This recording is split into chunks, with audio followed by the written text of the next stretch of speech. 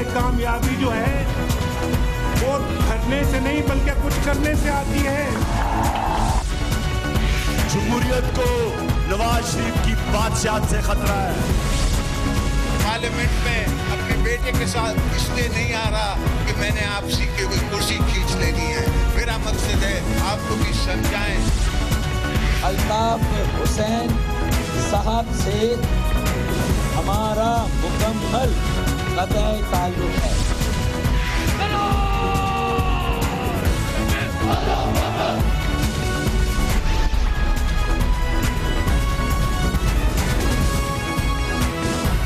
आप देख रहे हैं खबरों, तबसरों और तज्जियात पर मबनी पाकिस्तान का सबसे मोतबर न्यूज शो दुनिया, कामरान खान के साथ।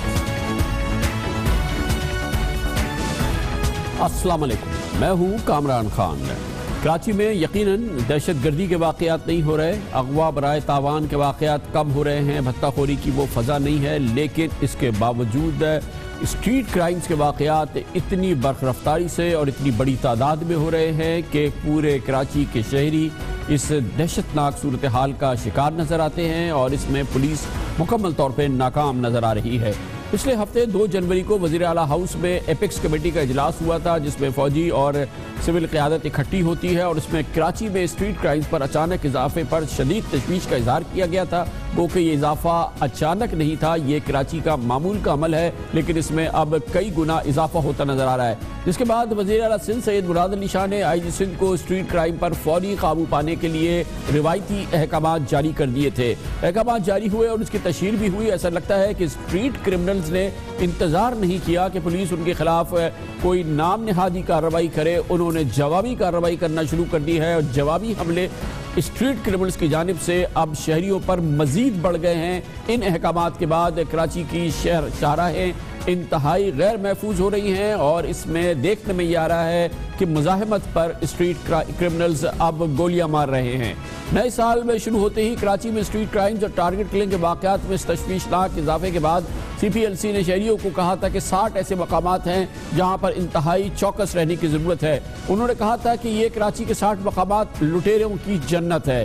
2 दिन कबल जारी होने वाली इस रिपोर्ट में कहा गया था कि शहरी खासतौर पर गुलशन इकबाल में disco bakery, Aladdin park, Nipah चौरंगी, गुलिस्तान जौहर की खलीब मिलेनियम मॉल, PCHS में नूरानी कबाब हाउस और शारा फैसल पर बलोच कॉलोनी के इलाके में शहरी ज़रा चौकस रहे। इसी तरह से ये भी कहा गया था कि Hydari market, matric board office और लियाकताबाद की सुपर मार्केट, सिंधी होटल और मीना बाजार के इलाकों में भी इंतहाई चौकस रहने की ज़रूरत है। ये CPLC ने कहा था जब उसने बताया था कि कराची के कौन से 60 मकामात हैं। जी हाँ, ये 2, 4, 5 नहीं, 1, 2 दर्जन नहीं बल्कि 5 दर्जन मकामात कराची के ऐसे हैं जो कि लुटेरों की जन्नत कही जा रही है। कराची में नए साल के शुरू होते ही स्ट्रीट क्राइम्स और टारगेट किलिंग्स ने जिस तरीके से सर उठाया है, इसके बारे में इस खतरनाक सूरत हाल को हम दिखाते हैं इस खुसूसी रिपोर्ट में जो हमारे नुमाइंदे खुसूसी मसूद रजा ने तरतीब दी है। हमारी ख्वाहिश ये होगी कि बच्चे इस सेगमेंट को ना देखें।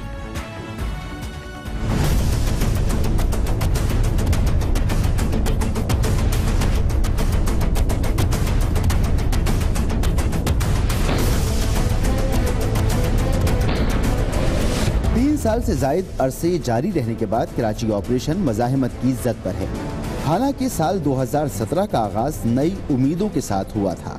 दावे तो स्ट्रीट क्राइम के सद्देबाब के थे, मगर लगता है जैसे डाकुओं और टारगेट किलर्स ने पहले ही हमला कर दिया है। साल के इब्तदाई 10 दिनों में खवातीन और 2 पुलिस एहलकारों समेत 15 अफराद को कत्ल कर दिया गया। कुछ वारदातों के मनाजिर भी मंजर आम पर आए हैं, जैसे ये वारदात 7 जनवरी की रात कराची के इलाके गार्डन में हुई, जहां एक सड़क किनारे होटल में बैठे लोगों पर फायरिंग की गई। 8 जनवरी को एक शहरी अब्दुल रहमान नासिर ने खालिद बिन वलीद रोड पर डाकुओं से लुटने के बाद डाकुओं को हलाक कर दिया। 10 जनवरी को महमूदाबाद के एक ताजिर को भत्ता न देने की सजा दी गई और दुकान में दाखिल होकर कातिल ने बेदर्दी से ताजिर को कत्ल कर दिया। 10 जनवरी को ही महमूदाबाद के इलाके में ATM मशीन से रकम निकालते वक्त एक शहरी को लूट लिया गया। कराची में जराइम पेशा अफराद से हर तबका मुतासिर है। کراچی کے علاقے گلستان جوہر میں گلوکار ارشد محمود کو اہل خانہ سمیت لوٹ لیا گیا. مسلح ملزمان ارشد محمود اور اہل خانہ سے موبائل فون، پرس اور نقدی چھین کر فرار ہو گئے. رواں سال کے پہلے ہفتے میں 40 شہری گاڑیوں سے محروم کر دیے گئے. 511 شہریوں سے موٹر سائیکلیں چھین لی گئیں. 503 شہریوں کو ان کے موبائل فون سے محروم کر دیا گیا. یہ اعداد و شمار سال کے صرف پہلے 7 دن کے ہیں. ان 7 دنوں میں مجموعی طور پر 1197 واقعات رپورٹ ہوئے، لیکن اکثر شہری سڑک پر لٹ جانے کے بعد رپورٹ بھی درج نہیں کرواتے. سال 2017 کے آغاز کے ساتھ ہی شہر میں اسٹریٹ کرائم کے واقعات نے ایک بار پھر حکومت کی کارکردگی پر کئی سوالات اٹھا دیے ہیں.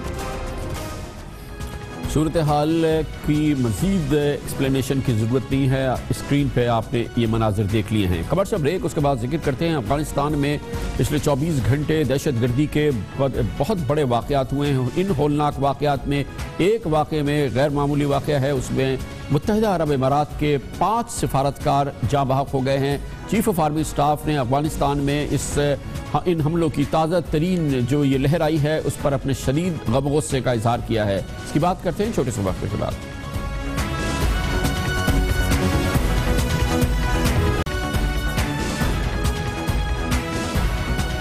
افغانستان میں طالبان حملوں میں پچھلے 24 گھنٹوں کے دوران غیر معمولی تیزی آئی ہے. ہولناک حملے ہوئے ہیں. افغان دارالحکومت کابل، ہلمند اور قندھار میں کل 3 مختلف حملوں میں متحدہ عرب امارات کے 5 سفارتکاروں سمیت 75 افراد ہلاک اور 100 سے زائد زخمی ہوئے. آج بھی چند گھنٹے قبل جلال آباد میں ایک بم دھماکہ ہوا جس میں 1 پولیس اہلکار اور 9 افراد زخمی ہو گئے ہیں. افغانستان میں یہ پچھلے 24 گھنٹے انتہائی غیر معمولی حملوں کے 24 گھنٹے تھے.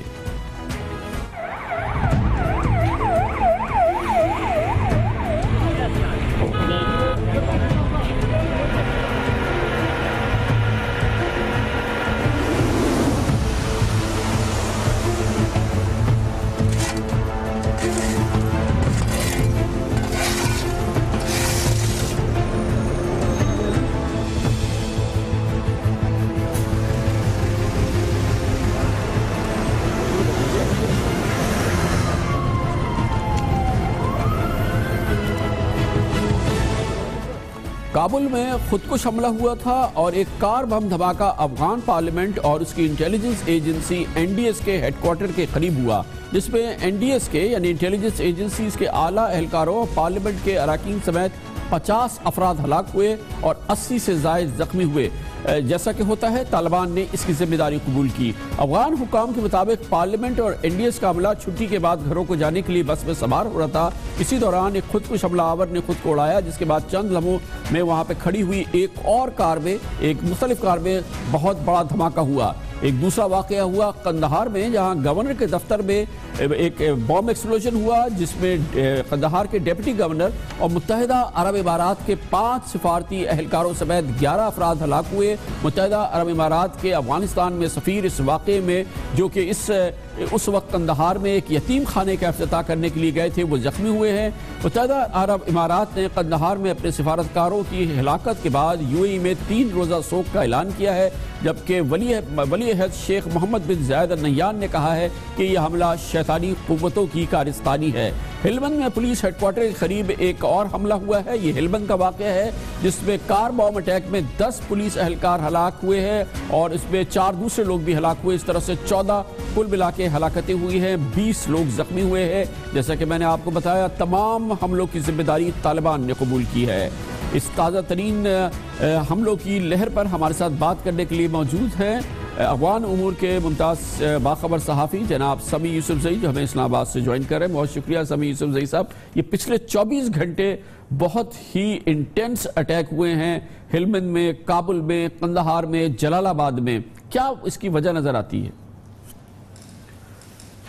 جی، وہ کافی عرصے کے بعد واقعاً طالبان نے ایک بھرپور اٹیک کیے افغانستان میں، اور بالخصوص جو قندھار میں جو اٹیک ہوا ہے، اس سے لگتا ہے کہ طالبان ابھی بھی کافی ایکٹیو ہے اور کافی کمپلیکیٹو قسم کے اٹیک کر سکتے ہیں. اور بالخصوص جو قندھار میں جو ایک ایسے جگہ پہ اٹیک ہوا جہاں پر ہمیشہ طالبان کی طرف سے اٹیک کا خطرہ تھا، لیکن باہر کے دیواروں سے وہ طالبان کبھی کبھی اپنی خودکش بمبار گاڑیوں سمیت ٹکراتے تھے، لیکن اس مرتبہ ایک لگتا ہے کہ انہوں نے بالآخر چونکہ کندہار کا جو پولیس چیف ہے وہ گزشتہ 10-12 سالوں سے کندہار کا پولیس چیف ہے، اور اس کو افغانستان میں طالبان کا اینیمیز نمبر 1 عبدالرازق اچکزئی کو کہا جاتا ہے.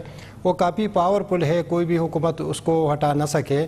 تو ان کے بارے میں مشہور ہے کہ وہ بڑی سختی کرتے ہیں طالبان کے اوپر، اور اکثر طالبان کے قیدیوں کو جیل سے اٹھا کر ان کو وہ گولی بھی مارتے ہیں. اور آن اسپاٹ انہوں نے کہہ دیا ہے کہ اگر کسی کو طالبان مل جائے تو پکڑنے اور جیل کی طرف بھیجنے یا جوڈیشل پروسیس میں ڈالنے کے بجائے ان کو قتل کرو.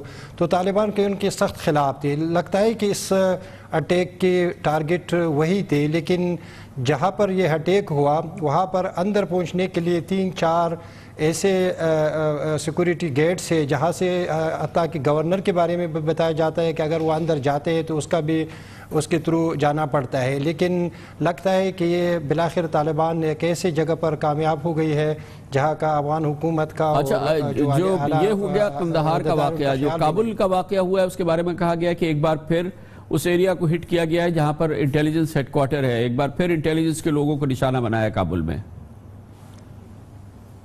جی میں نے جس طرح پہلے بھی کہہ دیا ہے کہ وہ ہمیشہ طالبان اسی طرح اٹیک کرتے ہیں، لیکن بدقسمتی سے اس وقت بھی افغانستان کے جو NDS جو کہ ایک بہت بڑا ادارہ ہے، بدقسمتی سے جب وہاں سے دفتروں کی چھٹی ہو جاتے ہیں تو لوگ ایک بس میں اپنے علاقے میں جاتا ہے کابل کے شہر میں. تو ظاہر بات ہے ایک سیکورٹی مسئلہ ہے، لیکن ابھی تک یہ کئی اور بسوں پر بھی اسی طرح حملے ہوئے دوسری وزارتوں کے لوگوں پر.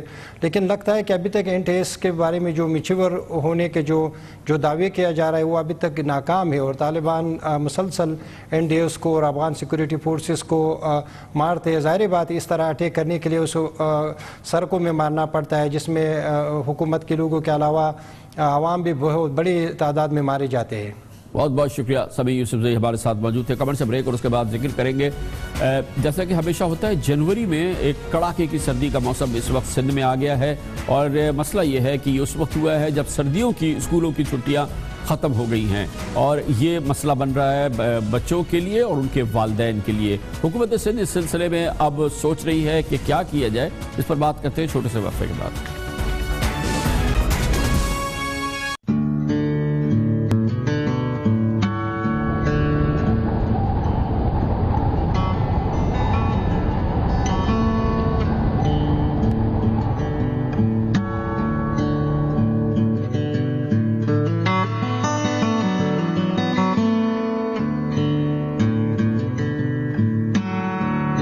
سردی اور ٹھنڈ جا رہا، گورنمنٹ کو چاہیے ابھی چھٹی دیں، پہلے دے دی تھی ان لوگوں نے.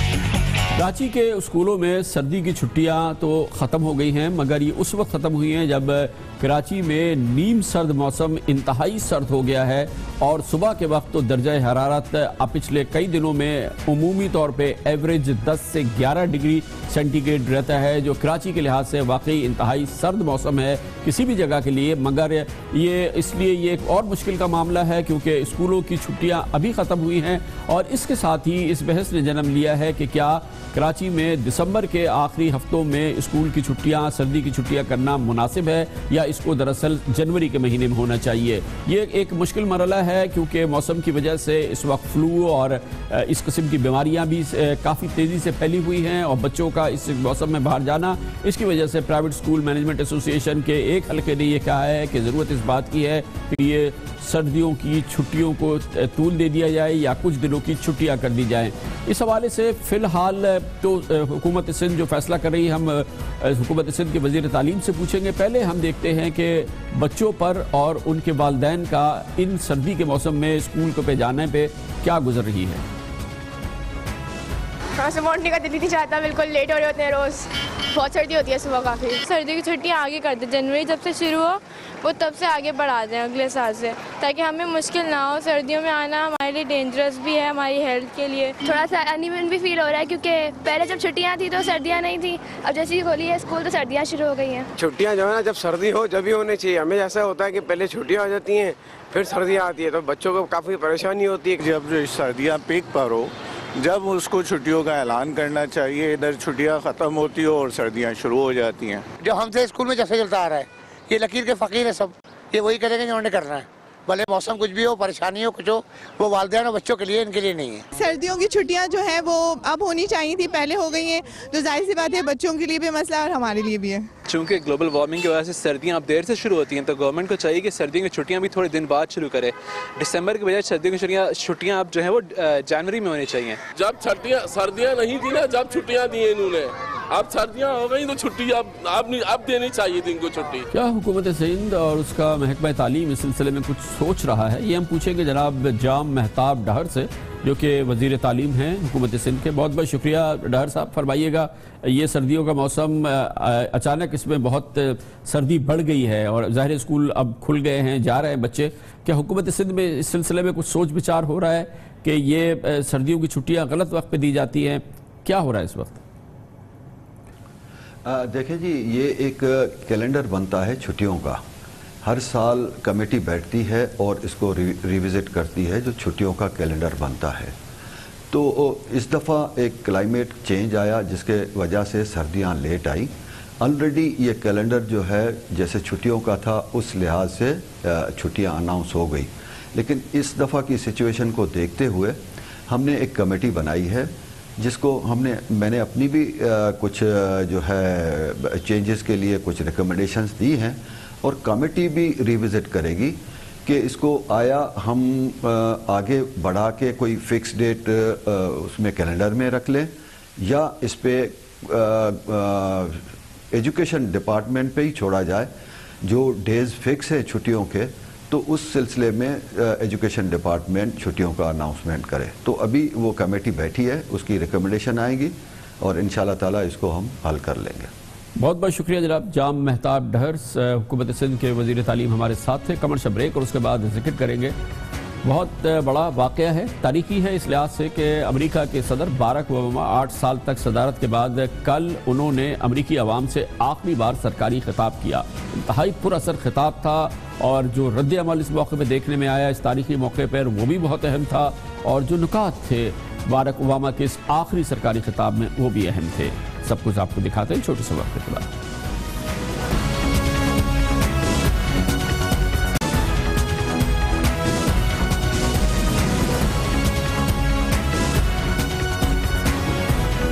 तारीखी मौका था, दुनिया की सबसे ताकतवर जमहूरियत अमेरिका में अब इंतकाल इक़्तिदार होने जा रहा है। 10 दिन आखिरी दिन है सदर बारक ओबामा एडमिनिस्ट्रेशन के, और फिर सदर डोनाल्ड ट्रंप होंगे अमेरिका के, और ये इंतकाल इक़्तिदार 20 जनवरी को होगा।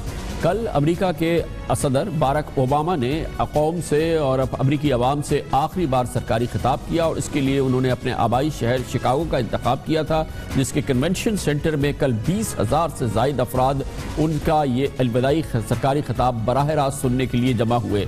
अमेरिकी अवाम भी अपने पसंदीदा सदर को सुनने के लिए जो इस कन्वेंशन सेंटर में पहुंचे थे, उन्होंने $5,000 तक का यानी तकरीबन 5.25 लाख रुपए तक का टिकट खरीद कर आए थे। ये टिकट मुनाफे के लिए नहीं था, ये इसकी जो आमदनी होती है वो सदर ओबामा चैरिटी में देंगे।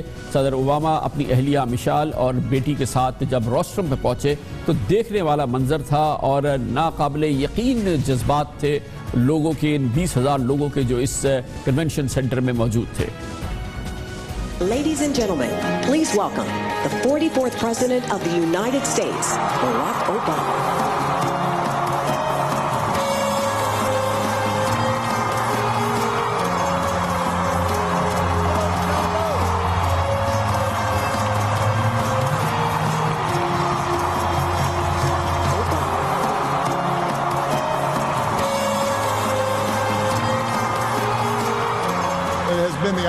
My lifetime to be your commander-in-chief, and we all owe you a deep debt of gratitude.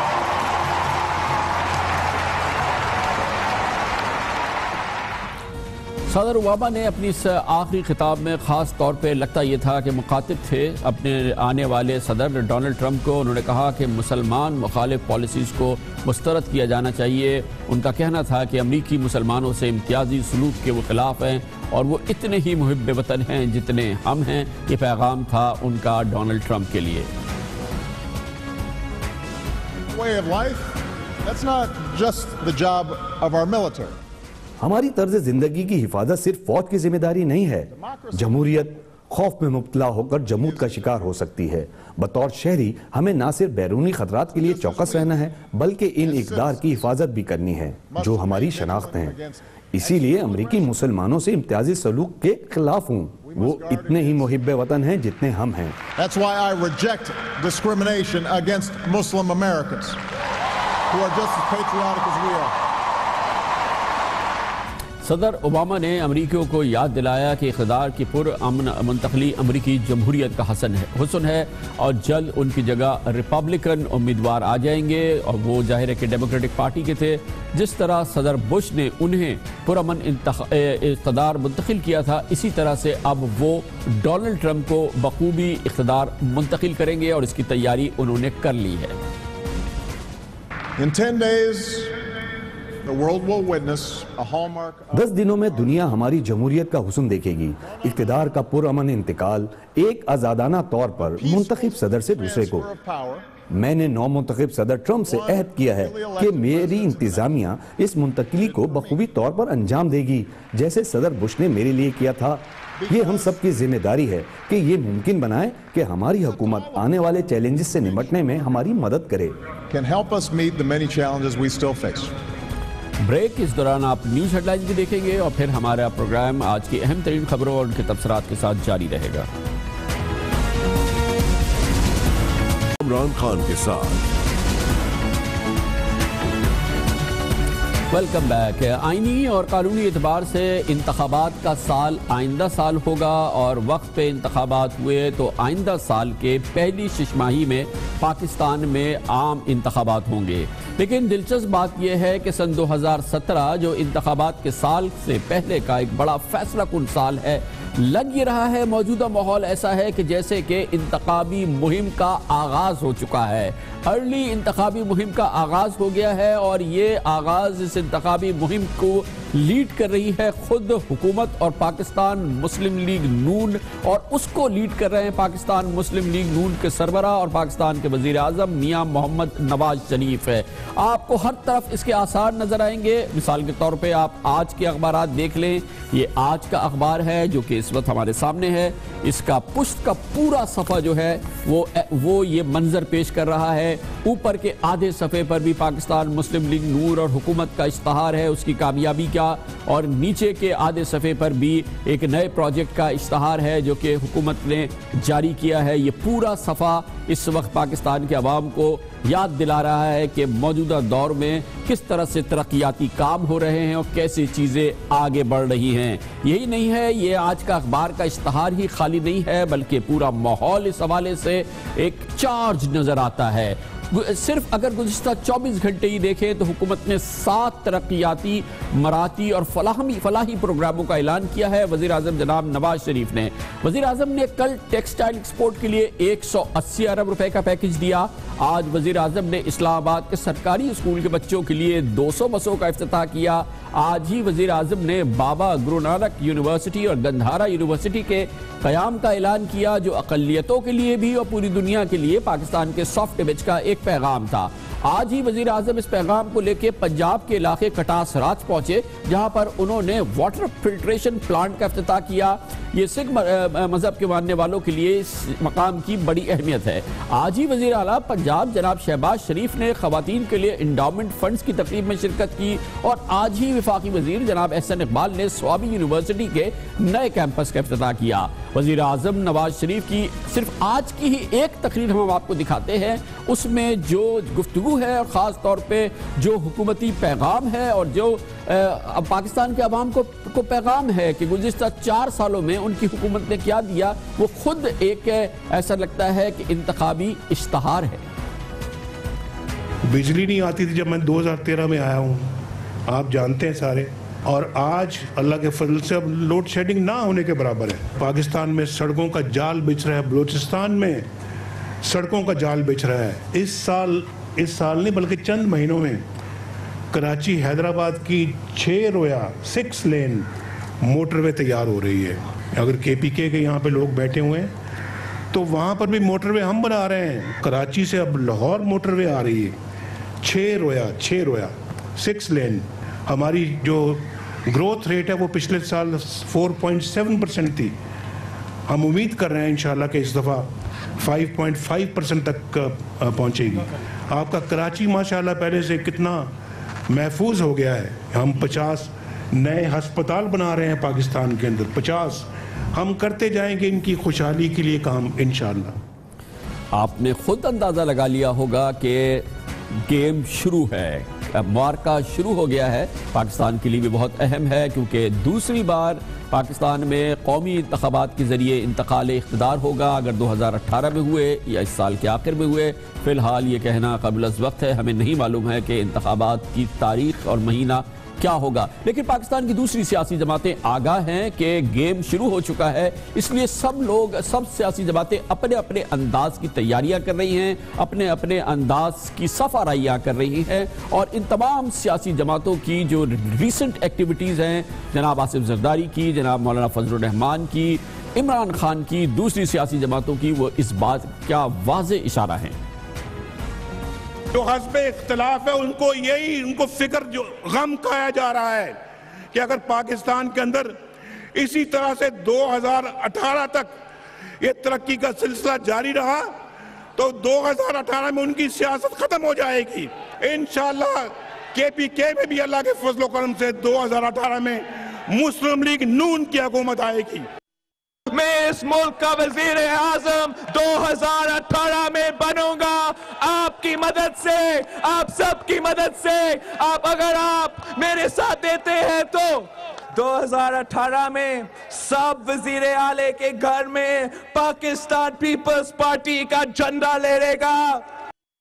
यहूद की सियासत नहीं चलेगी, मगरिब की सियासत नहीं चलेगी और इंशाअल्लाहुल अजीज अगला इलेक्शन आने वाला है जिल्लत और रुसवाई के साथ, शिकस्त का भी इंतजार करो।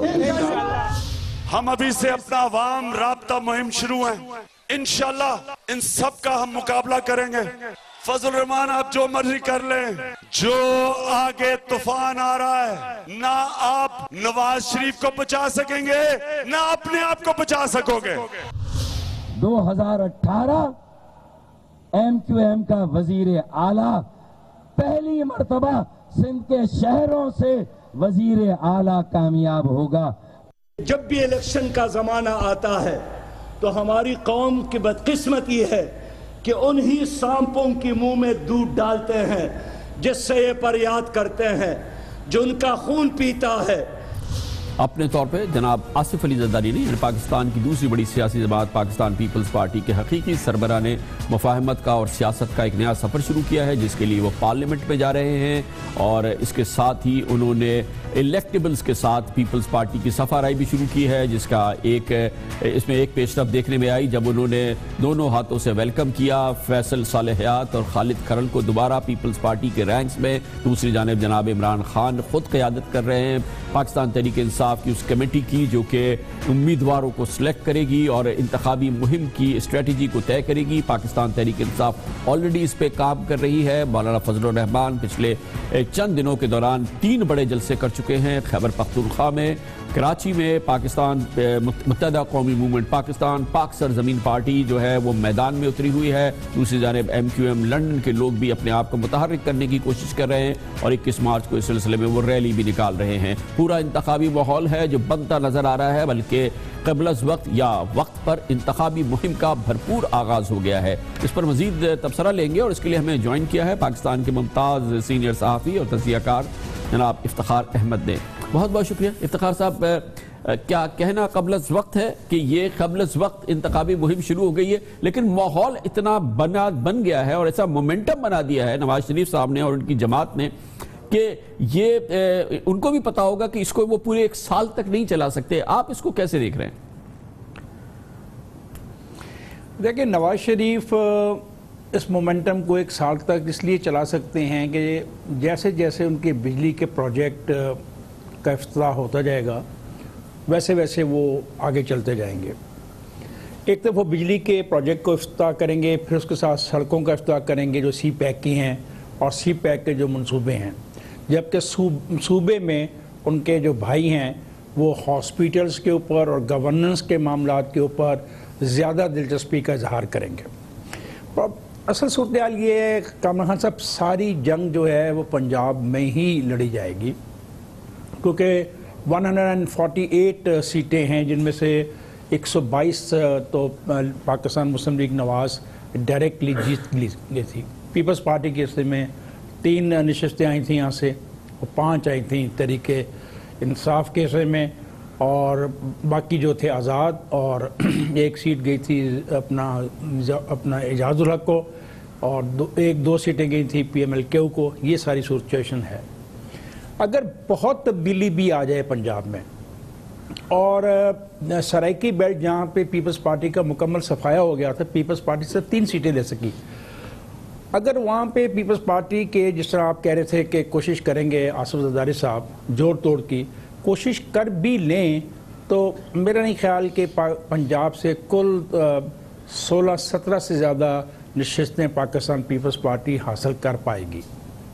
دوسری طرف لیکن صاحب یہ تو بالکل صحیح ہے کہ یہ انتخابی جو منظر نامہ ہو سکتا ہے ممکنہ، اس کی یہ بالکل کہ موضوع تبصرہ ہے، لیکن میں یہ جاننا چاہ رہا ہوں کہ کیا ذہن میں لگ رہا ہے آپ کو مسلم لیگ نون کے اور نواز شریف کے، وہ کیا ٹائم فریم ہے جس کی طرف وہ بڑھنا چاہ رہے ہیں انتخابات کے لیے؟ سر ٹائم فریم تو ہے کہ میرا خیال ہے کہ وہ they can call the election any time after the September October 2017 کے بعد دے کین ڈو اٹ۔ 3-4 چیزیں ہیں جو رکاوٹ بنیں گی خان صاحب ہمیں سمجھنی چاہیے۔ نمبر 1، الیکٹورل ریفارمز نہیں ہو رہی۔ مردم شماری جب ہوگی تو اس مردم شماری کو سامنے رکھ کے حلقہ بندیوں میں بہت بڑی تبدیلیاں آئیں گی۔ جوڑ دو اس کے۔ تیسری بات جو ہے وہ ہے آپ کے احتساب کے عمل کی، کہ احتساب کے عمل کے بارے میں آپ کیا کرتے ہیں۔ پھر جو ہے کیئر ٹیکر سیٹ اپ کے بارے میں کیا مفاہمت ہوتی ہے، وہ ہونی ہے between the president, prime minister and chief of the جو ہے اپوزیشن کے سربراہ کے۔ By that time Asif Zardari will be the chief ہوگا اپوزیشن کا نیشنل اسمبلی میں، جیسا کہ ان کے حالات اور واقعات سے نظر آتا ہے۔ ساری کھیل یہ ہے نواز لیگ کی کہ وہ پیپلز پارٹی کو اور دوسری جماعتوں کو پنجاب میں زیادہ نقب نہ لگانے دیں، اور ان کے پاس جو 122 ڈائریکٹ نشستیں انہوں نے جیتی ہیں اس کو سسٹین کر سکیں۔ اگر اس کو سسٹین کر لیتے ہیں تو ان کو کسی بھی آدمی کی، پارٹی کی، انڈیویجول کی مدد کی ضرورت نہیں ہوگی to run the affair of the state. یہ ہدف تو صحیح ہے، لیکن یہ بتائیے گا کہ جو ٹارگٹ ہوگا یقینی طور پہ 3 مہینے تو کیئر ٹیکرز کو دینے ہوں گے لگ بھگ، اور پھر شاید یہ بھی ذہن میں ان کو دیکھنا ہوگا کہ آئندہ بجٹ تک جو 2018 کا بجٹ ہے کہ وہ کیئر ٹیکرز کو دے دیں، یا اس وقت تک وہ دوبارہ اقتدار میں آ سکیں۔ گویا کہ انتخابات کی مدت جو ہے وہ مارچ اپریل میں ہو، تاکہ پھر انتقال اقتدار وغیرہ ہو جائے، اور اس سے پہلے 3 مہینے کی وہ ہو جائے۔ تو ہم ایکسپیکٹ کر سکتے ہیں کہ 2017 کے آخر میں الیکشن کی کال آ جائے، 2018 کے ابتدا میں الیکشن کی کال آ جائے۔ یہی کوئی ٹائم فریم ہوگا اب سے لے کے 1 سال کے اندر الیکشن کال ہو سکتے ہیں؟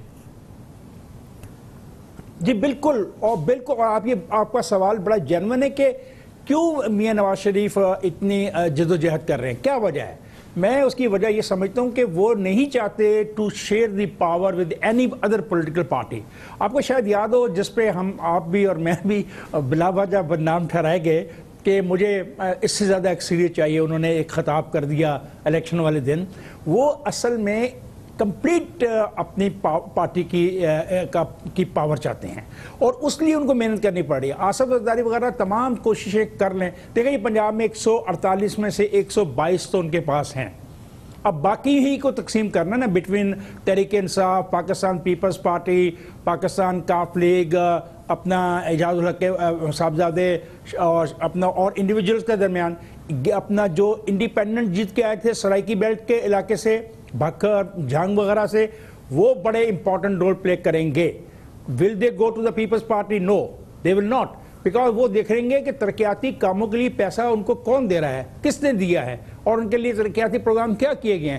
اس لیے پوری کوشش ہے کہ موجودہ جتنی بھی طاقت ہے میاں نواز شریف کے پاس، اس میں تبدیلی نہ آئے۔ دوسری بات جو امپورٹنٹ ہے کے پی کے، میرا خیال ہے کہ عمران خان کی قومی اسمبلی کی نشستیں وہاں سے 3-4 کم ہو جائیں گی ایز کمپیئر ٹوڈے جہاں وہاں پہ کھڑے ہیں، اس میں 3-4 کی کمی آ سکتی ہے. تو یہ بات بھی ان کے ذہن میں ہے کہ اس کو بھی فائدہ اٹھانے کی کوشش کریں گے.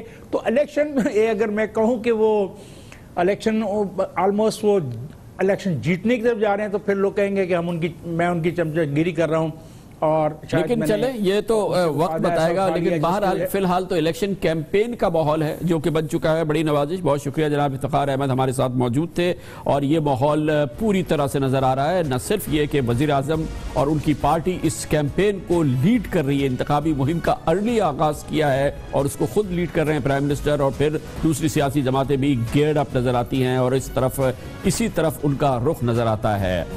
ایک اہم ڈیولپمنٹ ہوئی ہے آج، محترم جسٹس ریٹائرڈ سعید الزماں صدیقی گورنر سندھ کا انتقال ہو گیا ہے، اور یہ بھی ایک اہم موقع ہے وزیر اعظم کو فیصلہ کرنا ہے. محترم جناب جسٹس ریٹائرڈ سعید الزماں صدیقی پاکستان کی اعلیٰ عدلیہ کی انتہائی معزز باعزت شخصیت، وہ 11 نومبر کو جناب وزیر اعظم نے ان کو گورنر کے لیے نامزد کیا تھا، سندھ کے گورنر کے لیے ڈاکٹر عشرت العباد کے جانے کے بعد، اور اب پورے 2 مہینے بعد 11 جنوری کو آج وہ انتقال فرما گئے ہیں. اور اس کے ساتھ ہی ایک اہم ذمہ داری ایک بار پھر وزیر اعظم پر آ گئی ہے، اور وہ ہے کہ نئے سندھ کے گورنر کا انہیں اب انتخاب کرنا ہے. محترم جناب سعید الزماں صدیقی 11 نومبر سے 11 جنوری تک گورنر رہے، لیکن گورنر ہاؤس میں ان کا قیام شاید 11 دن ہی رہا، اور بقیہ دن ان کے شدید علالت میں اسپتال میں گزرے ہیں. اور پہلے دن سے لے کے اور آخری دن تک گورنر کی حیثیت سے ان کی کوئی قابل ذکر سرکاری خدمات انگیجمنٹ نظر نہیں آئی. ایک جو سرکاری مصروفیت کی جس کی تصویر جاری ہوئی جس میں وہ نیب دراز تھے، اور جب وہ کراچی کے نئے کور کمانڈر لیفٹیننٹ جنرل شاہد بیگ مرزا سے ایک فارمل میٹنگ کر رہے تھے، اور یہ ایک واحد مصروفیت تھی جو نظر آئی ہے. جب جناب جسٹس ریٹائرڈ سعید الزماں صدیقی کو جناب نواز شریف نے گورنر نامزد کیا تھا، اس وقت بھی ان کی طبیعت انتہائی خراب تھی. ہم نے اس پروگرام میں آپ کو بتایا تھا کہ وزیر اعظم جناب نواز شریف نے یہ نامزدگی تو کی، مگر اس کے لیے انہوں نے سعید الزماں صدیقی صاحب سے کوئی ملاقات نہیں کی تھی، انہیں اسلام آباد نہیں بلایا تھا، نہ ہی اس سلسلے میں ان کے ساتھ بالمشافہ ملاقات ہوئی تھی، کیونکہ ان کی جو صحت تھی وہ شاید اگر وزیر اعظم بالمشافہ ملاقات کرتے تو شاید اس پہ وہ نظر ثانی کرتے اپنے فیصلے، کیونکہ محترم سعید الزماں صدیقی انتہائی علیل تھے، اور وہ پہلے دن سے ہی اتنے علیل تھے کہ ان کے لیے بیٹھنا اور معمول کے مطابق بیٹھنا بھی ناممکن تھا. لیکن بہرحال یہ وزیر اعظم کا فیصلہ تھا، اور اس کو اس تنقیدی نگاہ سے بھی دیکھا گیا کہ ایک سندھ میں گورنر کی پوزیشن جو ہے وہ قدرے مختلف ہے دوسرے صوبوں کے مقابلے میں، جہاں پر کہ یہ صرف ایک روایتی پوزیشن ہے. سندھ میں معروضی صورتحال کی وجہ سے یہاں پر آبادی کی تقسیم کے لحاظ سے، سیاسی تقسیم کے لحاظ سے گورنر بہرحال اس کا ایک اہم کردار ہوتا ہے.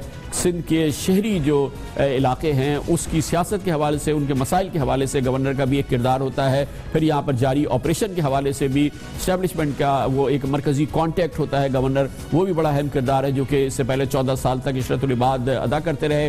لیکن خیال یہ ہوا کہ جب جناب سعید الزماں صدیقی کو جناب نواز شریف نے گورنر نامزد کیا کہ شاید وہ سندھ کے معاملات میں مسلم لیگ نون کو کنارہ کش کر رہے ہیں، وہ پاکستان پیپلز پارٹی کو پیغام دے رہے ہیں کہ وہ کسی صورت میں بھی ان معاملات میں انٹرفیئر نہیں کرنا چاہتے، اور اسی لیے انہوں نے سعید الزماں صدیقی صاحب کا انتخاب کیا اور کسی بھی فعال شخصیت کا انتخاب نہیں کیا. لیکن اطلاعات کے مطابق جیسے ہی جناب سعید الزماں صدیقی تعیناتی ہوئی انہیں شاید اپنی غلطی کا احساس ہو گیا ہے.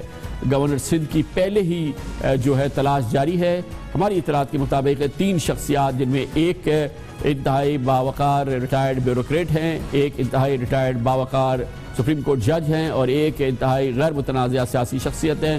شارٹ لسٹ ہو چکے ہیں نام پہلے ہی، اور اب وزیر اعظم اس سلسلے میں اعلان کریں گے. اور خیال یہی ہے کہ اس دفعہ ان کا خیال یہ ہے کہ وہ انتہائی محتاط رد عمل کا اظہار کریں گے، محتاط انداز سے یہ کلیدی فیصلہ کریں گے. اس پر مزید بات کرتے ہیں. ہمارے ساتھ موجود ہیں جناب مجیب الرحمان شامی، پاکستان کے نامور سینئر ترین صحافیوں میں سے ایک، ایڈیٹر اور ہمارے پروگرام نقطہ نظر کے اینکر. بہت بہت شکریہ شامی صاحب. اس میں کوئی دو رائے نہیں ہے کہ محترم سعید الزماں صدیقی پاکستان کی عدلیہ کی اعلیٰ ترین شخصیت تھی. جناب نواز شریف کے لیے ان کے دل میں نواز شریف صاحب کے دل میں بڑی عزت تھی. انہوں نے جنرل مشرف کے پی سی او میں حلف نہیں اٹھایا تھا, لیکن غلطی تو ہو گئی تھی جناب سعید الزماں صدیقی کی. طویل العمری بیماری کے باوجود انہوں نے ان کو گورنر نامزد کیا, جس سے ان کے انداز حکمرانی کے حوالے سے بھی سوالات اٹھے جناب نواز شریف کی. دیکھیں کامران صاحب, آپ کی بات درست ہے, لیکن کسی کو یہ اندازہ نہیں کہ سعید الزماں صدیقی اتنے علیل ہیں, اور یہ سمجھا جا رہا تھا کہ ان پر انفیکشن جو ہوئی ہے یا اس کا حملہ ہوا ہے وہ ایک معمول کا معاملہ ہے اور چند روز میں وہ تندرست ہو جائیں گے, لیکن بدقسمتی سے ان کا مرض جو ہے وہ طول پکڑ گیا. شاہی صاحب, یہ شاید اسلام آباد میں لوگوں کو آگاہ نہ ہو, لیکن جو لوگ سعید الزماں صدیقی صاحب کو ان کی صحت سے آگاہ ہیں ان سب کو پتا تھا کہ وہ شدید علیل ہیں, وہ کوئی سرکاری کام نہیں کر سکتے, لیکن وزیر اعظم نے ان سے بالمشافہ ملاقات کیے بغیر انہیں گورنر نامینیٹ کر دیا تھا. دیکھیں, میں نے یہ سنا ہے کہ صدر ممنون حسین جو ہیں ان کا اس سلسلے میں اہم کردار تھا, اور آپ کو یاد ہوگا کہ 2008 میں آصف علی زرداری صاحب کے مقابلے کے لیے مسلم لیگ نون نے ان کو صدر کا امیدوار نامزد کیا تھا, اور ایک انڈرسٹینڈنگ یہ بھی تھی کہ 2013 میں بھی وہی امیدوار ہوں گے, لیکن جب وہ 2013 آیا تو پھر ان کی بجائے سید ممنون حسین جو ہیں ان کو نامزد کر دیا گیا.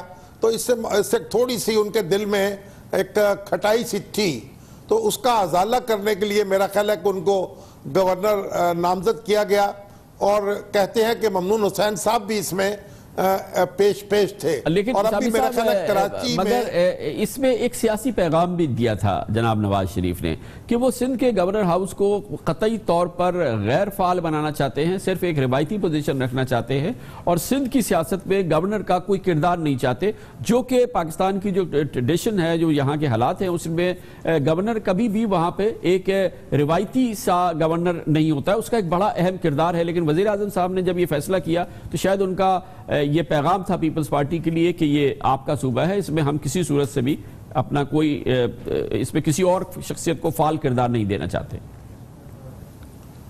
یہ بات تو آپ کی درست ہے, لیکن جو 18ویں ترمیم کے بعد گورنر جو ہے اس کا کردار بالکل ہی روایتی ہو گیا ہے, یعنی اب وہ کسی معاملے میں کوئی دخل دینے کی پوزیشن میں نہیں ہوتا. اور جب سندھ میں سیاسی طاقت بٹی ہوئی تھی پیپلز پارٹی اور ایم کیو ایم کے درمیان, تو ایم کیو ایم کو مطمئن کرنے کے لیے گورنر جو تھا اس کی مرضی سے مقرر کیا جاتا تھا, اور عشرت العباس صاحب ایم کیو ایم کے نمائندے کے طور پر ہی گورنر ہاؤس میں داخل ہوئے تھے. لیکن اب جب کہ ایم کیو ایم کی پوزیشن وہ نہیں رہی, تو اس کا مطلب یہ ہے کہ آپ کسی بھی شخص کو گورنر نامزد کر سکتے ہیں شہری حلقوں میں سے, اور میرا خیال ہے کہ کوئی بھی ایسا شخص نامزد کر دیا جائے گا جسے کوئی ایم کیو ایم کا اعتماد حاصل کرنا ضروری نہ ہو. آپ کو اب کیا لگتا ہے کہ اس دفعہ وزیر اعظم خود پرو ایکٹیولی خود اس پروسیس میں شریک ہوں گے؟ میری اطلاعات کے مطابق کچھ نام شارٹ لسٹ انہوں نے کرائے ہیں جو ان کے زیر غور ہیں. ہاں جی, اب پہلے سے تو میرا خیال کہ زیادہ وہ اس معاملے میں ایکٹیو ہوں گے, لیکن پھر بھی جو پریزیڈنٹ ہیں ہمارے ممنون حسین صاحب, میرا خیال ان کی رائے کو زیادہ وقت حاصل ہوگی, کیونکہ کراچی کے معاملات میں ان کی رائے کو زیادہ صائب سمجھا جاتا ہے, اور وہ براہ راست واقفیت رکھتے ہیں وہاں کے لوگوں سے بھی اور وہاں کی سیاست سے بھی. بہت بہت شکریہ جناب مجیب الرحمان شامی ہمارے ساتھ موجود تھے. کمرشل بریک, اور اس کے بعد ذکر کریں گے اب سے چند روز قبل ایک بڑا تنازع کھڑا ہو گیا. سابق chief of army staff general Raheel Sharif کے حوالے سے جب یہ خبر آئی کہ وہ اسلامی بین الاقوامی فوج کے کمانڈر بننے والے ہیں جو سعودی عرب جس کو اسپانسر کر رہا ہے, لیکن اب یہ پورا معاملہ ڈھہ گیا ہے, پورا معاملہ ٹائٹا فش ہو گیا ہے, اور کھودا پہاڑ نکلا چوہا جیسی کیفیت ہے. اور اگر 2 جملے نہ ادا کیے ہوتے ایک اہم شخصیت نے تو شاید یہ پورا معاملہ نہ ہوتا, اور پھر اس کو میڈیا اور پوری پاکستان کی پبلک اوپینینز اور پولیٹیشین لے کے نہ چلتے, اور وہ تھے صرف 2 جملے جو محترم جناب خواجہ محمد آصف سے ادا ہو گئے تھے. اس پر بات کرتے ہیں ایک چھوٹے سے وقت کے بعد.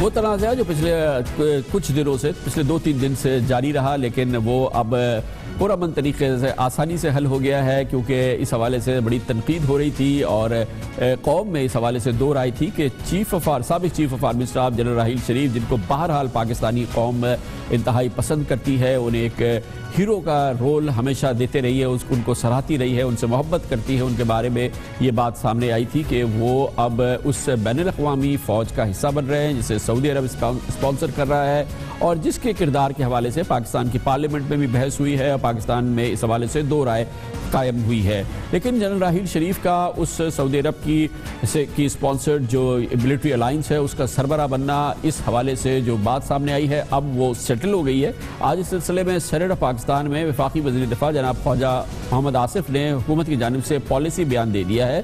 انہوں نے کہا ہے کہ سعودی عرب سے وطن واپسی کے بعد جنرل راحیل شریف نے وزارت دفاع یا GHQ سے کوئی رابطہ نہیں کیا ہے اور نہ ہی کسی ادارے کو انہوں نے آگاہ کیا ہے کہ ان کو سعودی عرب میں ملازمت کی پیشکش ہوئی ہے، گویا کہ اس قسم کی کوئی بات ہی نہیں ہے۔ محترم خواجہ محمد آصف نے یہ وضاحت کی کہ ریٹائرڈ فوجی آفیسرز کو قانون کے تحت ملازمت کے لیے وزارت دفاع سے NOC کی ضرورت ہوتی ہے۔ جنرل راحیل شریف نے NOC کے لیے وزارت دفاع سے ابھی تک کوئی رابطہ نہیں کیا ہے، اور ظاہر ہے کہ اگر اس سلسلے میں کوئی بھی سیریس بات ہوتی تو محترم جنرل راحیل شریف حکومت کی اعلیٰ ترین سطح پر وزارت دفاع سے رابطہ کرتے اور پھر اس حوالے سے ان کو حکومت ایک NOC جاری کرتی۔ خواجہ آصف صاحب نے آج سینٹ میں یہ بھی کہا کہ جنرل راحیل شریف عمرے کی ادائیگی کے لیے سعودی عرب تشریف لے گئے تھے اور 2 دن پہلے وطن واپس آ گئے ہیں۔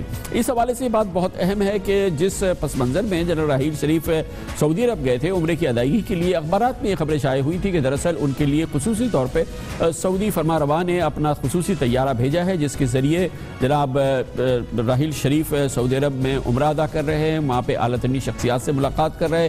اس حوالے سے سوشل میڈیا پر بھی کچھ فوٹیج نظر آئی جو جنرل راحیل شریف کے اس دورے کے حوالے سے تھی، اور اس میں جو پروٹوکول نظر آیا اور جو انداز اس میں نظر آیا، اس سے یہ گمان پیدا ہوا کہ شاید ان کو وہاں پہ کوئی سرکاری حیثیت مل گئی ہے، اور اسی دوران کسی اخبار میں یہ خبر شائع ہو گئی کہ وہ وہاں کے جو انٹرنیشنل ملٹری الائنس ہے اس کے وہ سربراہ بن رہے ہیں۔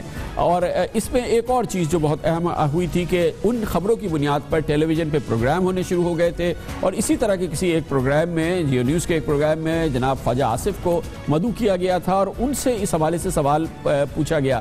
خواجہ آصف صاحب کا جو مجموعی جواب تھا وہ واضح طور پہ لگتا ہے کہ اس میں وہی جواب ہے جو کہ آج انہوں نے سینٹ پہ دیا ہے۔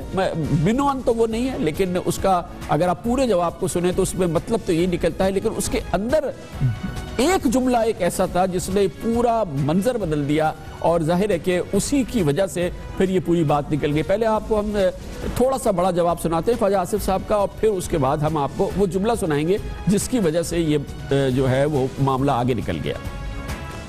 میں یہ پرسوں ترسوں یہ چیز فائنلائز ہوئی ہے، اس لیے میں اس پہ زیادہ کمنٹ نہیں کروں گا۔ ڈیفینیٹلی ہماری حکومت کی جو ہے اس میں یہ منشا سے ہوئی ہے، منشا شامل ہوگی، ساری کلیئرنس ہوتی ہے باقاعدہ، اس کو بغیر نہیں ہو سکتی ڈیفینیٹلی۔ اور اس میں آگے چل کے خواجہ آصف صاحب نے یہ بھی کہا تھا کہ ابھی یہ تمام چیزیں سامنے نہیں ہیں، لیکن وہ ایک جملہ ہے جو کہ اس کے اندر ہے جس کی وجہ سے بس پھر یہ چیز بے قابو ہو گئی۔ وہ جملہ ہم آپ کو ذرا سناتے ہیں، غور سے سنیے، جس کی وجہ سے یہ رائی کا پہاڑ بن گیا۔ میں یہ پرسوں ترسوں یہ چیز فائنلائز ہوئی ہے، پرسوں ترسوں یہ چیز فائنلائز ہوئی ہے۔ خواجہ آصف صاحب نے تو یہ بات کہی، لیکن اس کے ساتھ ہی پھر کچھ ہی گھنٹوں کے اندر سابق لیفٹیننٹ جنرل ریٹائر جناب امجد شعیب نے ایک ٹیلی ویژن چینل پہ بات کی، اور یہ مبہم بات میں اگر اس میں کوئی ابہام تھا اس تمام ابہام کو ختم کر دیا انہوں نے، اور اس سلسلے میں انہوں نے باقاعدہ اسپیسیفکس جاری کر دیے، جس سے لگا کہ یہ ایک سیریس پروپوزل ہے جو کہ آلریڈی انڈر کنسیڈریشن ہے، اور باقاعدہ اس سلسلے میں حکومت پاکستان کی، وزیر اعظم کی، جنرل راحیل شریف کی اور سعودی حکام کے درمیان گفتگو جاری ہے۔ اور جنرل امجد شعیب کا یہ بیان جو تھا یہ اس پورے معاملے کے حوالے سے ایک بڑا کلیدی بیان تھا۔ جب یہ بات چیت سعودیز نے کی کہ ہم جنرل راحیل کو اس طرح لینا چاہتے ہیں، تو پرائم منسٹر نے نہ صرف اپروو کیا بلکہ انہوں نے کہا کہ جی پاکستان کے لیے یہ بڑی فخر کی بات ہوگی، اعزاز ہوگا کہ اگر آپ ہمارے آفیسر کے اوپر اعتماد کرتے ہیں۔ اور جنرل راحیل شریف کی میرا خیال 3 کنڈیشنز تھیں۔ ایک تو وہ یہ چاہتے تھے کہ ایران کو بھی اندر شامل کیا جائے، اور دوسرا ان کا یہ خیال تھا کہ اس کی پوری آرگنائزیشن جو ہے یہ سیکٹیرین نہ نظر آئے۔ चुनाचे ईरान बेशक उसमें एक ऑब्जर्वर की शक्ल में आए, लेकिन उसकी प्रेजेंस होनी चाहिए। दूसरा ये था कि वो किसी के नीचे किसी की कमांड में काम नहीं करना चाहते थे, वो कमांडर थे और कमांडर ही बनना चाहते थे। ये नहीं कि कोई सऊदी कमांडर ऊपर बैठ जाए और वो उसके नीचे काम करे। और तीसरा उनका ये था कि अगर मुस्लिम ममालिक में कोई हमंगी पैदा करने के लिए की ज़रूरत हो तो उनको इजाज़त होनी चाहिए कि वो आर्बिट्रेटर के तौर पे या एक सुलहकार के तौर पे काम कर सकें। इस पूरे माहौल पे बात करने के लिए इस वक्त हमें ज्वाइन किया है वफाकी वज़ीर दिफा पानी और बिजली जनाब ख्वाजा मोहम्मद आसिफ ने। बहुत बहुत शुक्रिया Khwaja Sahab. Slip of tongue हो गया आपका उस प्रोग्राम के दौरान जिसमें आपने कहा कि शायद 2 दिन पहले ही ये बात हुई है, मगर मजबूरी तौर पे आप शायद कुछ और कह रहे थे, मगर ये जुमला जो था ये क्या हुआ? शुक्रिया खान साहब। मेरा ख्याल है जो आपकी असेसमेंट है किसी हद तक दुरुस्त है कि वो उस वक्त जो मुझे सवाल हुआ I didn't have the required information available with me. जो मैंने मीडिया में पिछले 2, 4, 5 बल्कि 10, 12 रोज से चल रहा था उस पे बेस्ड मैंने आगे से जवाब दिया, लेकिन साथ ही मैंने उस अपने जवाब को क्वालिफाई कर दिया कि मेरे पास डिटेल्स नहीं है और जो कुछ होगा ये परमिशन के साथ ही होगा, वज़ारत दिफा की और हुकूमत की परमिशन के साथ ही होगा। तो ये मैंने क्वालिफाई भी कर दिया। अगर एक फिक्रा जो है उसको अलहदा लिया जाए तो डेफिनेटली जिस तरह आप फरमा रहे हैं उसी तरह ही उसका मतलब निकलेगा या जिस तरह मतलब निकाला गया है। लेकिन अगर आप 3-4 फिक्रे जो है वो इकट्ठे सारे सुने और पढ़ें तो डेफिनेटली उसमें वो मतलब नहीं निकलता जो निकाला गया। बहरहाल ये लेकिन ख्वाजा साहब अब वो जमाना है ना कि ये फिक्रा ही जो है ये बड़ा दिलचस्प केस है। ये एक फिक्रा जो है वो 24 घंटे 48 घंटे नॉन स्टॉप टेलीविजन बन जाता है उस पर। नहीं, मैं बिल्कुल इत्तेफाक करता हूँ आपसे। आई थिंक ये उसको कॉन्टेक्स्ट से निकाल के मैंने ये बड़ा मीडिया में ये तकरीबन रोजाना ही होता है किसी न किसी के साथ कि उसको कॉन्टेक्स्ट से निकाल के जो है फिक्रे को जो उसका मतन होता है कंप्लीट जो है वो नहीं दिया जाता और वो फिक्रा निकाल के तो उसको बहरहाल वो जो होना था मैं उसको कंटेस्ट नहीं कर रहा। लेकिन जो आज मैंने बयान दिया है सेनेट के चेयरमैन के हुक्म पे सेनेट में वो एक रिटन स्टेटमेंट थी जो मैंने वहाँ पे पढ़ी है और उसके साथ जो उसके जो मुतल्लिका जो रूल्स एंड रेगुलेशंस हैं वो भी मैंने पढ़ के सुनाए, उनको रेफर भी किया और फिर सेनेट में मैंने उनको रिकॉर्ड। अच्छा ख्वाजा साहब ये फरमाइएगा कि जो गुफ्तगू जनरल अमजद शोएब साहब ने की है उससे नहीं लग रहा कि ये कोई टोटल हवाई बात है? अगर उनका अकाउंट एक्यूरेट है कि बाकायदा इस सिलसिले में वज़ीर आज़म की सऊदी हुक्काम से अब कुछ अरसे पहले बात हुई है, जनरल राहील शरीफ का उनके साथ इंटरेक्शन रहा है और ये एक बहुत सीरियस प्रपोजल रही है और शायद है। मेरा ख्याल है उनके जो बयान पे मेरा कमेंट करना बनता नहीं है। खान साहब मैंने उनके बयान पे किसी भी सूरत को कमेंट किया फिर उसका मतलब कहीं और निकल जाएगा। वो उनका अपना एक जो भी सोर्स है या जो भी उनका इम्प्रेशंस हैं वो दे रहे हैं and he is eight liberty to do that. मैंने जो भी what ever was available on record वो मैंने आज सेनेट को पेश कर दिया है और इसके अलावा कोई बात नहीं है। उन्होंने जनरल राहील 4 रोज कबल 7 तारीख को शाम को वापस आ गए थे और उन्होंने उसके बाद भी 3 दिन गुजर गए हैं, उन्होंने हमें अप्रोच नहीं किया और जब तक वो अप्रोच ना करें वो प्रोसेस जो है स्टार्ट ना हो उसको कंसिडर करने का उनकी जो अप्रोच होगी उसको या उनकी जो रिक्वेस्ट होगी उसको, तब तक मेरा कमेंट करना जो है वो that will trigger another controversy. इसलिए मैं जो एज ऑन टुडे जो इंफॉर्मेशन है कि हमें किसी किस्म का अप्रोच नहीं किया गया, इसलिए सारी बात जो है जो 3 उनकी कंडीशंस हैं या क्या है जो भी साहब बता रहे हैं वो that will total speculation and hypothetical. अब जनरल साहब से आपका कोई राब्ता हुआ उनकी वापसी के बाद या उन्होंने आपसे कोई गुफ्तगू की कि जब आप सरकारी रिस्पांस बना रहे हैं तो जनरल साहब को इसमें شامل تھے وہ اس رسپانس میں جو آج آپ نے سینٹ میں دیا ہے؟ نہیں، یہ جو رسپانس جو ہے یہ مجھے منسٹری آف ڈیفینس نے میں نے جب مجھے سینٹ میں کہا گیا ہے، مجھے حکم کیا گیا کہ میں رسپانس دوں تو میں نے منسٹری آف ڈیفینس کو کہا تھا کہ وہ مجھے اس کا آفیشیل رسپانس جو ہے وہ بنا کے دیں، اور میں نے we had discussions with in the ministry, اور اس کے بعد جو یہ ٹیکسٹ سامنے آیا ہے وہ میں نے آج پڑھ کے سنا دیا ہے۔ پوزیشن کیا ہے اس اتحاد کے حوالے سے؟ پاکستان کا کیا کردار ہے اس اتحاد کے میرا خیال ہے خان صاحب اس میں کوئی اس وقت حتمی بات جو ہے اس کی صورت یا اس کی شکل جو ہے جب سامنے آئے گی تو وی آر باؤنڈ، ہمیں پارلیمنٹ کے فلور پہ بھی، میڈیا پہ بھی، اور قوم کو بھی جو ہے ہم بتانے کے بالکل we are obligated to do that, اور ہمارا فرض ہے کہ ہم بتائیں گے۔ اس لیے ابھی تک کوئی ایسی بات ہے نہیں ہے کہ وہ اتحاد بن چکا ہے یا اس کا سربراہ اپوائنٹ ہونا ہے۔ یہ ساری باتیں پاکستانی میڈیا کی جو ہے ایک اسپیکولیشن ہے اور اس کا ایک ڈسکشن کا موضوع ہے، اس سے زیادہ کوئی نہیں ہے، اس سے زیادہ قطعی طور پہ کچھ نہیں ہے۔ فی الحال یہ اتحاد ہی نہیں ہے۔ بہت بہت شکریہ جناب خواجہ محمد آصف۔ انہوں نے یہ بھی کہا کہ جناب جنرل شعیب امجد کا جو بیان ہے وہ اسپیکولیٹو ہے، وہ ایک افواہی بیان ہے، اس میں حقیقت فی الحال کوئی چیز نہیں ہے، بلکہ انہوں نے کہا کہ پاکستان کا بھی کردار اس اتحاد کے حوالے سے ابھی کوئی حتمی کوئی اس کا کوئی رول نہیں ہے، اور ابھی بھی اور اتحاد اٹسیلف کے حوالے سے بھی ابھی کئی چیزیں باقی ہیں۔ کمر سے بریک اور اس کے بعد ذکر ہوگا کراچی والے پانی پی رہے ہیں جو وہ آلودہ ہے، خطرناک حد تک آلودہ ہے۔ سپریم کورٹ آف پاکستان کے حکم پر ایک تحقیقات ہوئی ہے اور وہ سامنے آئی ہے، اس کا ذکر ہم کریں گے چھوٹے سے وقفے کے بعد۔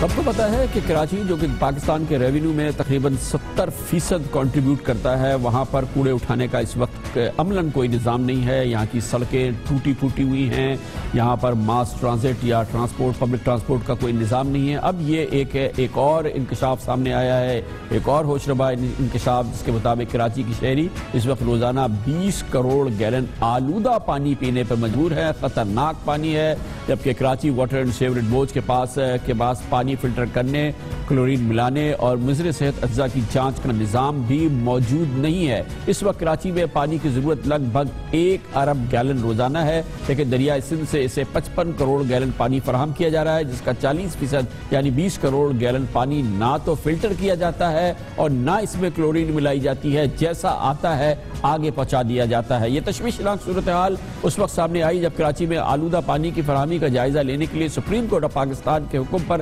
بنائے گئے کمیشن نے آج کوٹ قاسم پر قائم پپری واٹر پلانٹ کا دورہ کیا۔ کمیشن کی سربراہی سندھ ہائی کورٹ کے جسٹس محمد اقبال کروڑوں کر رہے ہیں۔ کمیشن کے معاون اراکین نے اس سے پہلے کراچی، حیدرآباد، سکھر اور بدین سمیت سندھ کے مختلف علاقوں سے پانی کے 200 نمونے جانچ پڑتال کے لیے بھجوائے تھے، جن کی رپورٹ آئندہ 15 روز میں پیش کی جائے گی۔ کراچی میں پانی کی فراہمی کی صورتحال کے حوالے سے واٹر بورڈ کا یہ کہنا ہے، واٹر اینڈ سیوریج بورڈ کا، کہ نہیں وہ کلورین ملاتی ہے، لیکن اصل صورتحال کیا ہے یہ ہم آپ کو دکھاتے ہیں دنیا نیوز کے نمائندے اختیار کھوکر کی اس خصوصی رپورٹ میں۔ ملک کے سب سے بڑے شہر کا سب سے بڑا مسئلہ پانی۔ یہاں لائنوں میں لوگوں کو یا تو پانی ملتا نہیں اور جہاں ملتا ہے وہ پینے کے قابل نہیں ہوتا۔ گزرتے برسوں میں یہ مسئلہ کتنا گمبھیر ہو گیا ہے، یہی جاننے کے لیے سپریم کورٹ کا یہ کمیشن خود جا کر حالات کا اندازہ لگا رہا ہے۔ واٹر بورڈ کے اس شمال مشرقی پمپنگ اسٹیشن کو ہی لیجئے، جہاں سے شہریوں کو روزانہ 23.5 کروڑ گیلن پانی فراہم کیا جاتا ہے، لیکن اس پلانٹ میں صرف اس کا آدھا پانی ہی فلٹر کیا جا سکتا ہے۔ آل ٹوگیدر یہ ملا کے 650 MGD ہم پانی سپلائی کر رہے ہیں کراچی شہر کو۔ ہمارے پاس جو فلٹر کیپیسٹی ہے اس کے اندر 200 MGD کی ہمارے پاس شارٹیج ہے، جس جو ہم فلٹر نہیں کر سک رہے ہیں، لیکن اس کے اندر کلورینیشن جو ہے وہ 100% ہم کر رہے ہیں۔ کمیشن کو بتایا گیا کہ پانی کلورینیشن کے بعد شہریوں کو بھیجا جاتا ہے، لیکن ٹیم جب کلورینیشن پلانٹ پر پہنچی تو اس ناقص پلانٹ سے زہریلی گیس لیک ہو رہی تھی۔ بدبو آ رہی ہے، کلورین لیک ہو گئی ہوگی۔ یہ کیوں لیک ہو گئی ہے؟ رننگ مینٹیننس کے تو چھوٹے بھی کام نکلتے ہیں وہ کرتے ہیں۔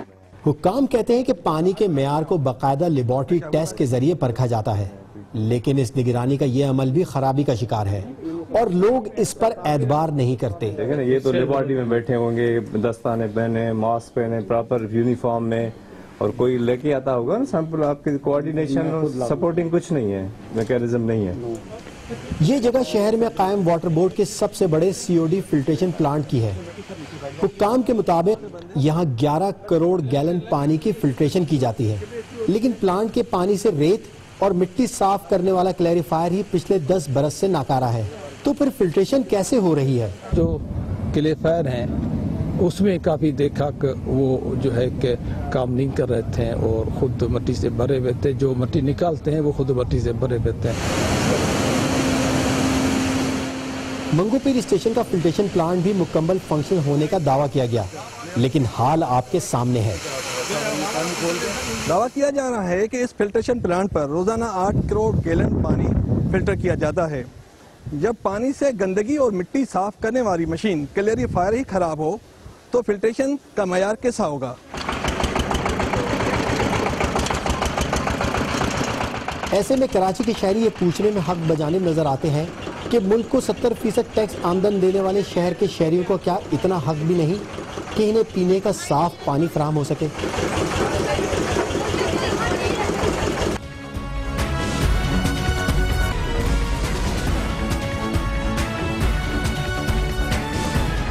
Welcome back. Supreme court of Pakistan میں جسٹس آصف سعید کھوسہ کی سربراہی میں 5 رکنی بینچ نے پاناما کیس کی آج چھٹی سماعت کی۔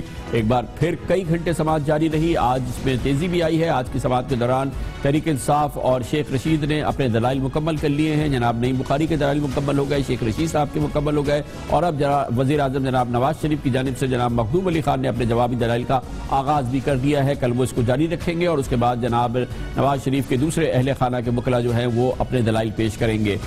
جناب مخدوم علی خان نے آج کہا کہ لنڈن فلیٹس میں وزیر اعظم نواز شریف کا تو نام ہی نہیں ہے، اور جن لوگوں سے متعلق دستاویزات پیش ہوئی ہیں انہیں فریق نہیں بنایا گیا ہے۔ اب ایک ہی صورت ہے، عدالت انہیں فریق بنا لے۔ اس پر جناب جسٹس گلزار احمد کا کہنا تھا کہ ہم کسی کو فریق کے طور پہ کیس میں شامل نہیں کر رہے، اتنی ہمت نہیں کہ دوبارہ دوسری پارٹی کے طویل دلائل سنیں۔ جناب جسٹس اعجاز فضل کا کہنا تھا کہ سوال یہ ہے کہ کیا والد کے ساتھ رہنے والا زیر کفالت ہوتا ہے؟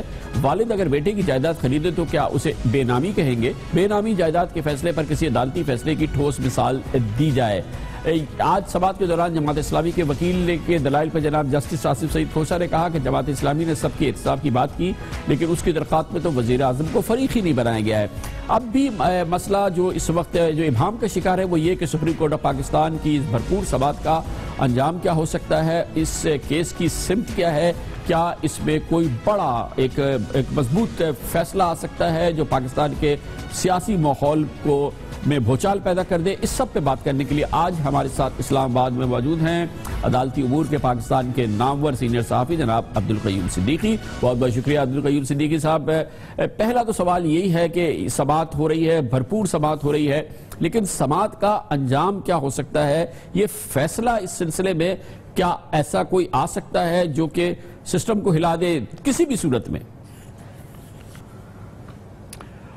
کامران خان صاحب، میرا نہیں خیال ہے کہ اس قسم کا کوئی فیصلہ آ سکے گا جو میری انڈرسٹینڈنگ ہے اس کے مطابق۔ وجہ یہ ہے کہ اس ساری صورتحال میں آج جو ہے ایک ان کا موقف بنتا ہے، وہ یہ ہے کہ پرائم منسٹر آف پاکستان کو نااہل قرار دے دیا جائے۔ اب نااہلی کے لیے کے حوالے سے جو ہے وہ آرٹیکل 62 ہے۔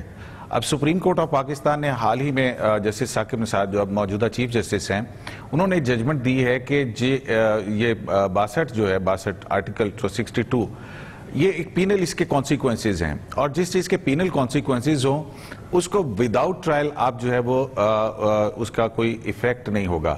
اب یہاں پہ آرٹیکل 10A سب سے بڑی بات ہے جو کہ کانسٹیٹیوشنل گارنٹی ہے کہ آپ جو ہے بغیر ڈیو پروسیس آف لا اور فیئر ٹرائل اس کے بغیر جو ہے یہ کنوکشن نہیں ہو سکتی ہے، اور جب تک کنوکشن نہ ہو تو اس وقت تک صادق اور امین کی کیٹیگری جو ہے وہ اس کے اوپر وہ لاگو نہیں ہوتی ہے۔ تو یہ ایک بہت بڑی چیز ہے. اس میں اگر جہاں تک جو اب تک کی ساری صورتحال ہوئی ہے اس میں حدیبیہ پیپرز ملز کی جو ایک ونڈو ہے یا اس سارے صورتحال کے اندر اگر ہم دیکھتے ہیں تو وہ ایک کمزور کڑی ہے کہ کیا سپریم کورٹ آف پاکستان وہاں پر پہنچ کر کے یہ اس نتیجے پر پہنچے کہ وہ منی لانڈرنگ کے الزامات جو کہ جس کا 2014 میں فیصلہ لاہور ہائی کورٹ نے دیا اور ریفری جج کو گیا، جس کے خلاف نیب نے اپیل نہیں کی تھی، اور نیب آرڈیننس کے اندر شاید یہ گنجائش بھی ہے کہ ایسا معاملہ جس کے اندر تفتیش نہ ہو وہ دوبارہ اثر نو تفتیش ہو سکتی ہے. اور اس میں ایک سپریم کورٹ کی پریسیڈنٹ بھی موجود ہے توقیر صادق والے کیس کی، کہ ان کو اسلام آباد ہائی کورٹ نے جو ہے وہ ان کے الزامات کو ختم کیا تھا، لیکن سپریم کورٹ آف پاکستان نے اپنی کانسٹیٹیوشنل جورسڈکشن کے اندر اس کو ری انویسٹیگیشن کرنے کے لیے کہا، جو کہ بہت بڑا وہ جو تھا وہ معاملہ ہوا. لیکن اثر نو یہ جب تک ٹرائل جس کے پینل کانسیکوینسز ہیں، ٹرائل کے بغیر اور کنوکشن کے بغیر 62-63 کے اوپر کوئی بھی ڈیکلریشن دینا میرا خیال ہے کہ سپریم کورٹ آف پاکستان کے لیے بہت مشکل ہوگا. گویا کہ کوئی بہت بڑا فیصلہ نہیں آ سکتا. بہت بہت شکریہ جناب عبدالقیوم صدیقی ہمارے ساتھ موجود تھے. اس حوالے سے ایک اور سپریم کورٹ آف پاکستان میں اہم معاملہ ہے اور وہ ہے طیبہ کیس، جو کہ اس وقت سامنے ہے. سپریم کورٹ نے تشدد کا شکار ہونے والی بچی طیبہ کو کیس کا فیصلہ ہونے اور ڈی این اے ٹیسٹ کا نتیجہ آنے تک سویٹ ہوم بھیج دیا آج. مگر آج اس سلسلے میں ایک اہم دن تھا. پولیس سے ایک جانب پہ تفصیلی رپورٹ طلب کی گئی ہے، مگر یہ بات سامنے آئی ہے کہ طیبہ کے والد اعظم نے صلح نامے سے انکار کرتے ہوئے انکشاف کیا ہے کہ اس نے کبھی کسی کو معاف نہیں کیا، کوئی راضی نامہ نہیں ہوا. پولیس نے تو اس سے ایک سادے کاغذ پر انگوٹھا لگوا لیا. چیف جسٹس نے طیبہ کے والد سے پوچھا کہ کیا آپ کے بچی پر تشدد کرنے والوں کو معاف کر دیا؟ تو والد نے جواب دیا پولیس نے ایک وکیل کو ان کے سامنے ایک کاغذ پر انگوٹھے لگوائے تھے، اور اس پر سپریم کورٹ نے آئی جی اسلام آباد کو حکم دیا کہ معافی نامے پر دستخط کرنے والے وکیل کو بھی شامل تفتیش کر لیا جائے. دوسری جانب فیصل آباد کی فرزانہ بی بی، لیا کی ممتاز بی بی اور کمالیہ سے کوثر بی بی بچی کے دعوے سے دستبردار ہو گئی ہیں. یہ وہ 3 خواتین ہیں جنہوں نے اس بچی کی والدہ ہونے کا دعویٰ کیا تھا اور اب وہ اس سے دستبردار ہو گئی ہیں. اور اسی دوران جیسا کہ میں نے ابھی آپ کو بتایا یہ بات سامنے آئی ہے کہ وہ راضی نامہ جس کی بنیاد پر جج صاحب ایڈیشنل جج راجہ خرم خان جو کہ جن کی وائف اس معاملے کے مرکزی کردار ہے، انہوں نے اپنے آپ کو بری کرا لیا تھا اور اس بچی کو پھر اس کے بعد غائب ہو گئی تھی. وہ سارا معاملہ جو ہے پتہ چلا ہے کہ وہ ایک فراڈ تھا، اور ابھی یہ اسلام آباد کے شہر میں ہونے والا یہ کیس ہے ابھی فی الحال سپریم کورٹ آف پاکستان کے زیر سماعت ہے، اور اس میں مسلسل انکشافات ہو رہے ہیں جو کہ ہمارے نظام پر، ہمارے پاکستان میں چلنے والے سسٹم پر ایک بہت ہی انتہائی اہم تجزیہ ہے اور اس کا تبصرہ ہے. اس کے ساتھ ہی ہمارے آج کے پروگرام کا اختتام ہوتا ہے. کل آپ سے پھر ملاقات ہوگی. کل تک کے لیے کامران خان کو اجازت. اللہ حافظ ناصر.